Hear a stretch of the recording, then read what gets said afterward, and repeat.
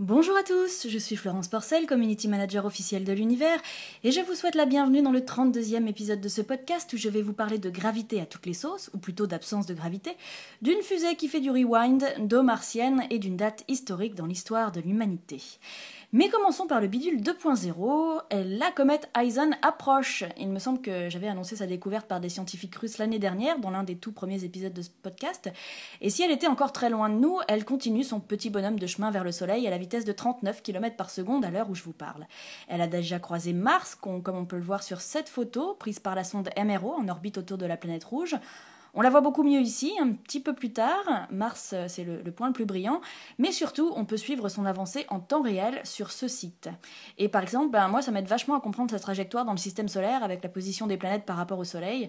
Et quand on fait une simulation, on a l'impression qu'elle va se prendre toutes les planètes sur son chemin, mais en fait, non. C'est là qu'on se rend compte que, purée, c'est un peu un miracle qu'on se prenne pas plus souvent des trucs costauds sur le coin du nez. Autre bidule 2.0, c'est l'appli que vient de lancer le Palais de la Découverte et qui s'appelle Échelle de taille. Elle prend comme point de départ le Palais d'Antin qui accueille le musée, et si on va vers la gauche, on y trouve des objets ou des notions de plus en plus grandes, comme l'altitude de Hubble ou la distance du Soleil à Proxima du Centaure. Et si on va sur la droite, on va vers l'infiniment petit, en passant par la fourmi ou les globules rouges. On peut y trouver des infos supplémentaires à chaque fois, et c'est souvent relié à ce qu'on peut trouver dans le musée. En tout cas, on retrouve toutes les thématiques du lieu dans l'appli, mais dans une forme originale. Au lieu d'un bête plan du palais à la découverte, on peut vraiment se rendre compte des échelles de taille de tout ce qui nous entoure, et de tout ce qui nous compose. Je pense que c'est très bien pour les enfants, en tout cas. L'appli est gratuite et elle est dispo chez Apple et chez Android. Et d'ailleurs, en parlant du Palais de la Découverte, il fait partie avec la Cité des Sciences du groupe Universcience.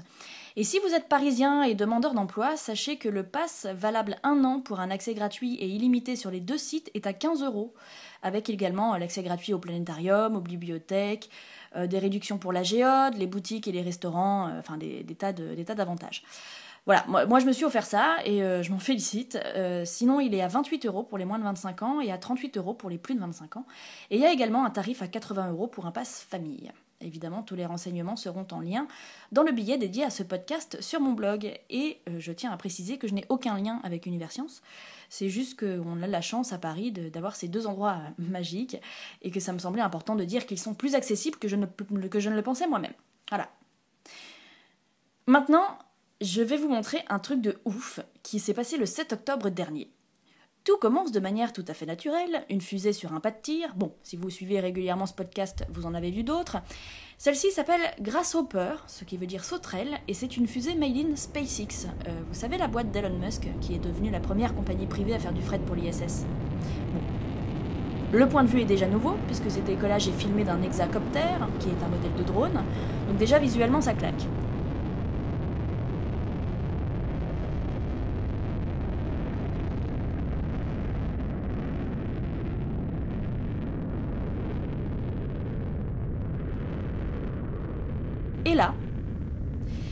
Et là, on se rend pas forcément compte de grand-chose, mais arrivé à 744 mètres d'altitude, ce qui n'est pas énorme, j'en conviens, là, la fusée redescend.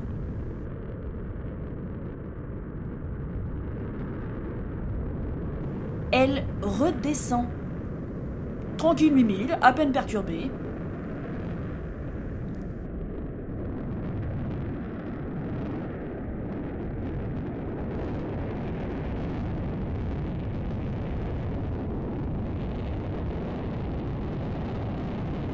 Et bim!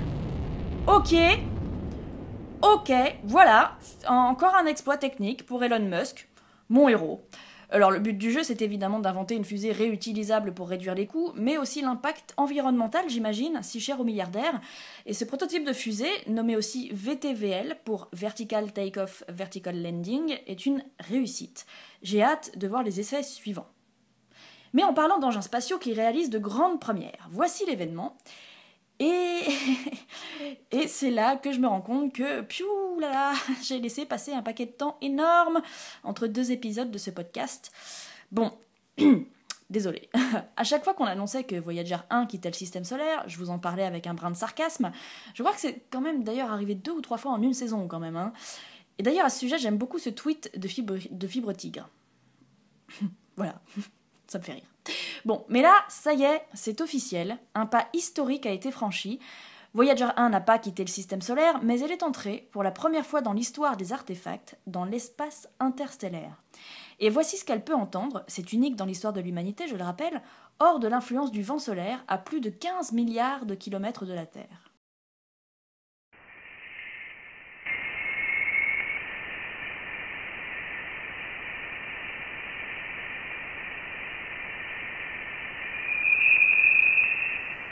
Donc, pas de sortie du système solaire, qui se définit par l'influence gravitationnelle de notre étoile et donc jusqu'au théorique nuage de Oort, si j'ai bien tout compris, mais quand même une entrée dans un espace interstellaire, un endroit que les particules éjectées du Soleil n'atteignent pas plus que celles éjectées d'autres étoiles. Et cette merveilleuse petite sonde des années 70 continue à nous envoyer des données, même si un aller-retour entre elle et nous prend 35 heures. Ça fait donc 1 an qu'elle est entrée dans cet espace interstellaire. Je lui souhaiterais bien bon vent, mais justement, si j'en parle aujourd'hui, c'est qu'il n'y en a plus pour elle, donc bonne continuation de voyage, Voyager 1 alors. Et revenons un peu sur Terre pour parler des humains, et plus précisément d'une humaine. Elle est russe, elle s'appelle Adilia Kotovskaya, et ce genre de choses, vous voyez, ça m'énerve. La médecin russe qui habilla Gagarine. Non, mais alors, bon. Moi, je vous avoue que quand j'ai lu ça, juste le titre, avec tous les clichés de genre qu'on a dans la tête, même moi, qui fais hyper gaffe à ça, j'ai clairement imaginé une infirmière ou une assistante qui avait habillé Gagarine avant d'aller dans l'espace et que c'était une anecdote un peu annexe mais amusante d'une personne de deuxième plan qui avait vécu ce moment historique. Parce que pardon, mais au risque d'insister, dans habiller Gagarine, on pense quand même à une infirmière qui aide un malade ou à une maman qui habille son enfant. Sauf que voilà, dans les premières lignes de l'article, on y parle de poser des électrodes. Et qu'ensuite, on apprend que cette dame de 85 ans est docteure en physiologie, qu'elle a travaillé sur la mission Laika, premier être vivant à être allé dans l'espace, et qu'elle est un grand nom du spatial pour avoir travaillé sur la physiologie humaine, le système neurocentral et musculaire et sur l'immunologie. Pour résumer, elle est une spécialiste russe du corps humain en apesanteur, et sa conclusion après une vie de travail et d'expérience, c'est, je la cite, « L'homme est un habitant de la Terre et il est fait pour y vivre ». Et habiller Gagarine dans tout ça ? Ah oui, voilà, c'est au 3e paragraphe, en fin de phrase, en anecdote. Et inutile de vous dire que ce détail n'est absolument pas le sujet de l'article. Alors, je peux comprendre qu'une anecdote fasse un titre accrocheur. Ok. Mais auriez-vous choisi la même, monsieur ou madame de l'AFP, si Adilia Kotovskaya avait été un homme ? Eh ben moi je suis prête à parier que non, et que vous auriez plutôt choisi les électrodes, parce que ça fait vachement plus sérieux les électrodes, tout de suite ça fait scientifique, médecin, données compliquées, oulala. Mais comme ce docteur en physiologie est une femme, on va plutôt mettre en titre pour la présenter qu'elle a habillé Gagarine, pour se conformer à l'image qu'on a de la femme, douce, aimante, toujours en train d'aider son prochain avec un joli sourire. Vous savez quoi ? Ça me gonfle. Voilà. Et ce qui est encore plus énervant, c'est de voir que ce titre a été repris tel quel par tout le monde. Tout le monde. C'est pénible. Non mais vraiment. Et le pire dans tout ça, c'est qu'il n'y a sans doute pas de volonté manifeste d'être sexiste à la base. Je peux même pas blâmer le ou la journaliste à l'origine de ce titre. Mais s'il vous plaît, si vous êtes journaliste et que vous m'écoutez, si je peux me permettre une petite réflexion. Quand vous écrivez sur une femme, que ce soit un titre ou un papier, quand vous avez fini, remplacez le nom de cette femme par un nom d'homme. Ça se fait en 2 clics sur un traitement de texte. Et ensuite, relisez-vous. S'il y a des trucs qui vous paraissent bizarres, changez-les. Vraiment. Un docteur en physiologie qui a laissé son nom dans l'histoire de l'exploration spatiale est un docteur en physiologie qui a laissé son nom dans l'histoire de l'exploration spatiale. Point. On se fout de savoir s'il a une paire de testicules ou de seins. Alors ce serait pas mal que le traitement journalistique soit le même. Merci d'avance. Bon. En tout cas, cette grande dame était à Toulouse pour célébrer les 20 ans du CADMOS, le centre d'aide au développement des activités en micro-pesanteur et des opérations spatiales. Et concernant un aller-retour habité sur Mars, voici ce qu'elle dit.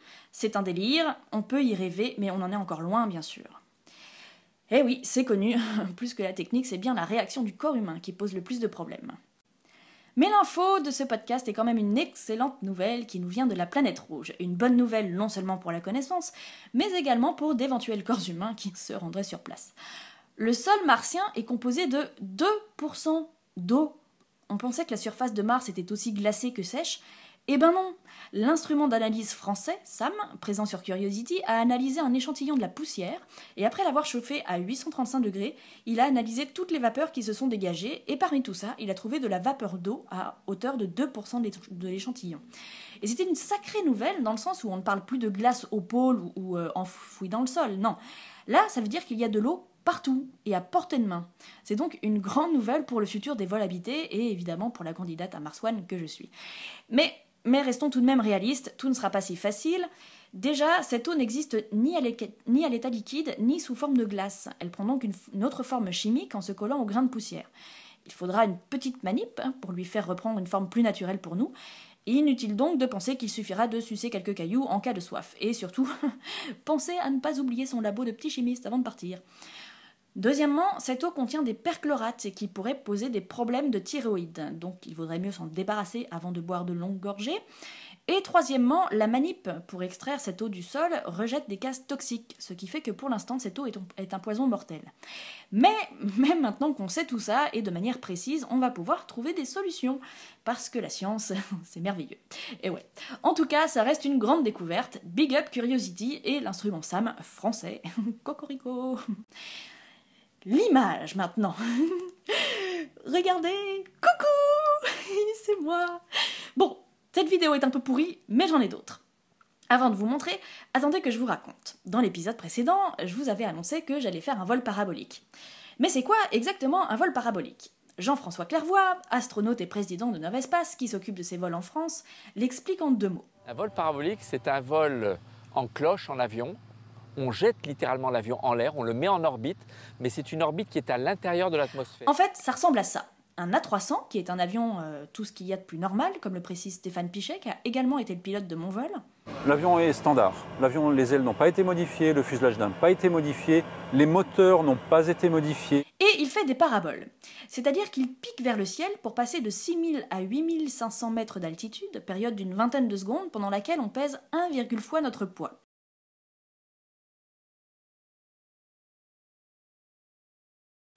Puis il tombe, et c'est là où nous sommes en zéro gravité, c'est-à-dire qu'on ressent absolument les mêmes sensations que les astronautes dans l'espace. Et c'est un truc de ouf, il y a pas de mots. Et il pique vers l'océan pour revenir à 6000 mètres, et c'est encore une période en 1,8 G. Ensuite, il y a 1 minute où tout est normal, et ça recommence, et ce, 31 fois en l'espace de 2 heures. Et moi, alors déjà, j'ai fait le décollage dans le cockpit. J'ai malheureusement pas les images, mais j'ai le son. Nous sommes en train de terminer ce qu'on appelle le roulage, donc l'avion arrive en roulant sur la piste d'envol que je vois arriver. À côté de moi, un des hommes derrière le pilote a une feuille à la main sur laquelle il note des informations, l'heure, etc. C'est imprimé avec la police Comics en MS. Voilà, le petit détail amusant. Voilà, nous sommes sur la piste d'atterrissage. De décollage. Nous sommes sur la piste de décollage. Nous avançons.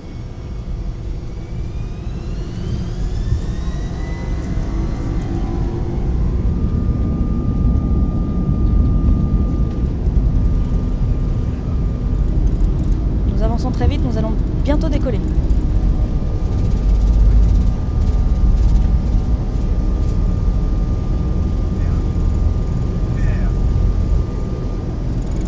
Et voilà, nous décollons. C'est magique. Waouh. Ensuite, première parabole. Mon corps découvre la pesanteur terrestre multipliée par 1,8 et ça lui fait tout bizarre. Un peu comme dans un grand 8 où on plonge d'un seul coup vers le bas, mais en plus fort et en plus dur. Et la première impesanteur. Waouh. Je reste attachée comme conseillée, mais j'ai l'impression de savoir ce qu'un bébé ressent quand il vient au monde. Une surprise physique, mais contrairement au bébé, j'imagine, doublée d'un émerveillement infini.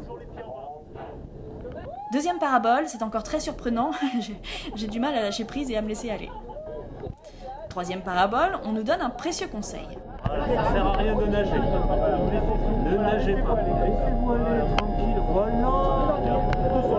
tranquille. Quatrième parabole, soyons fous, je tente le reportage pour la tête au carré en direct de l'apesanteur. Et voilà. Voilà, j'y suis. C'est difficile de faire tout en même temps, mais je flotte. Sixième parabole, idem, mais attachée à un siège à côté du hublot. Les images sont de Erwan Lecomte, mon camarade journaliste de Sciences et Avenir. Voilà, donc là c'est la période de microgravité. C'est encore très difficile de tenir le micro et de parler. Mes jambes sont très très lourdes et le micro s'alourdit en même temps que mes mains. et le souffle devient un peu court, je ne sais pas pourquoi. J'ai la bouche sèche parce que le produit assèche un petit peu et je crois que ça va être bientôt l'impesanteur. Voilà. Voilà, nous volons.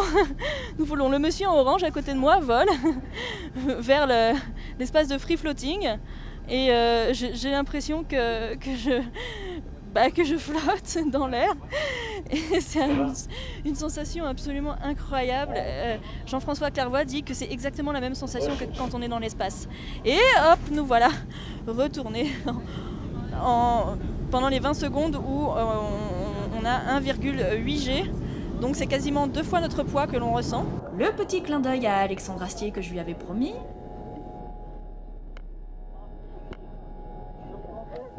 Je crois qu'il a apprécié le geste.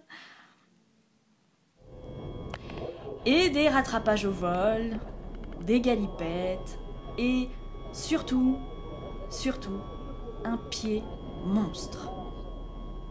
Je m'en remets pas. Je ne m'en remets, mais vraiment pas.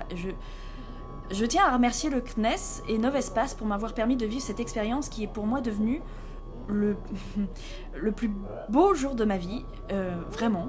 J'ai pas forcément envie de dire pourquoi, parce que ça touche beaucoup à l'intime, mais vraiment, c'était... Enfin, il n'y a pas de mots, et j'arrive pas à exprimer tout ce qu'on peut ressentir là-haut, enfin, tout ce que j'ai pu... Et même après, enfin, ça change, enfin, vraiment, il y a eu un avant et un après pour moi, vraiment, dans tous les sens du terme, et voilà. Et j'y retournerai, je le sais, j'y retournerai. Et si vous voulez plus de précisions sur ce vol, la manière dont je l'ai vécu et les expériences scientifiques à bord, je raconte tout sur mon blog, la deuxième partie arrive bientôt. Du coup, comment ne pas parler du film Gravity? Je ne vais d'ailleurs pas en parler puisqu'il faut le vivre, mais voici le tweet qui a retenu mon attention, je le traduis. Le film Gravity devrait être renommé Zero Gravity. Et je ne vous montre pas pour ne rien spoiler, tout le monde ne l'a pas encore vu, mais il est très intéressant d'aller lire la TL de Neil deGrasse Tyson le 7 octobre, parce qu'il y évoque point par point les quelques incohérences du film. Mais ça ne rend pas le rendu moins impressionnant, hein, pour autant, c'est vraiment incroyable. Autre genre de truc qui m'a carrément bluffé, et avec Gravity dans le titre aussi, c'est cette version de Bohemian Rhapsody de Queen par Tim Blay, un jeune étudiant en physique canadien de 23 ans. Et non seulement c'est une reprise a cappella où il fait à lui tout seul toutes les voix et l'instrumentation de la chanson la plus compliquée de l'univers à peu près, mais en plus il en a réécrit le texte pour parler de la théorie des cordes, la théorie également la plus compliquée de l'univers, hein, environ.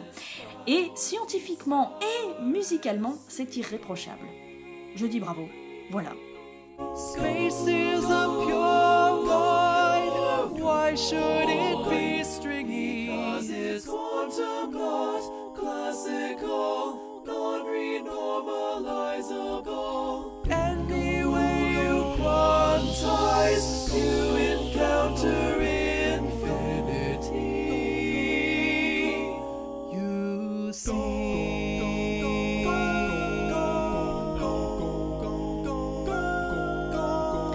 Voilà, c'est la fin de ce 32e épisode, merci beaucoup de l'avoir suivi. Certains d'entre vous n'ont pas pu télécharger le précédent sur iTunes parce que la HD était trop lourde, je la réserve donc pour YouTube. Merci à tous ceux qui ont voté pour mon blog pour les Golden Blog Awards, il fait désormais partie des 10 finalistes grâce à vous. Rendez-vous le 13 novembre pour savoir s'il sera l'heureux gagnant du prix dans la catégorie Science. Entre deux podcasts, vous pouvez me retrouver les lundis et les jeudis à 14h45 dans La Tête au Carré sur France Inter et n'hésitez pas à mettre plein d'étoiles sur iTunes et à mettre un petit commentaire si vous appréciez la folle histoire de l'univers, ça me fait toujours très très chaud au cœur et ça me donne du courage pour continuer. Désolée pour le retard que j'ai pris pour ce 32e épisode et au plus vite possible j'espère pour l'épisode 33.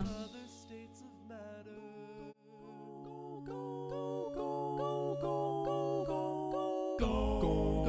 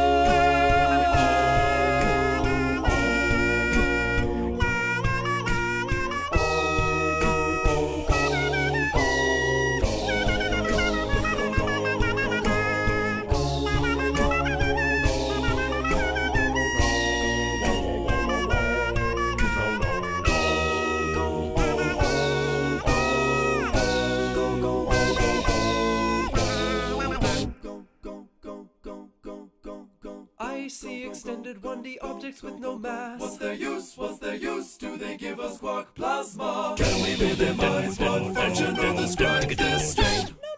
Nambu Goto, how to quantize, I don't know. I'm just a world sheet, please minimize me. Here's just a world sheet from a string theory. Reparameterized by a Weyl symmetry. Fermi bows, open, closed, orientable. Vibrations. Balls, they become particles. Vibrations, they become particles. Vibrations, they become particles. Become particles. Many particles. Oh, mamma mia. Such a single particle. A tachyon, a dilettante and gravity.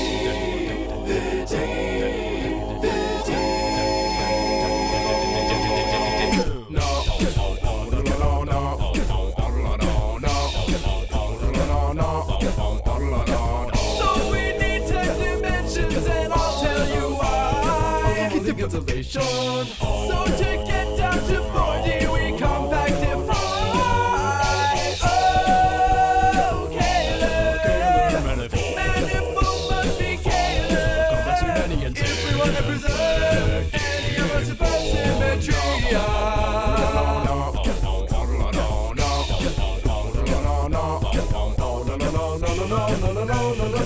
Strings are took 1 to A and 2 B. Heterodic O and heterotic E. All are 1 through S and T duality. Thank you, Edwin, for that superstring revolution and your new M theory. Super young man, to be true. Duo, in the idiocy.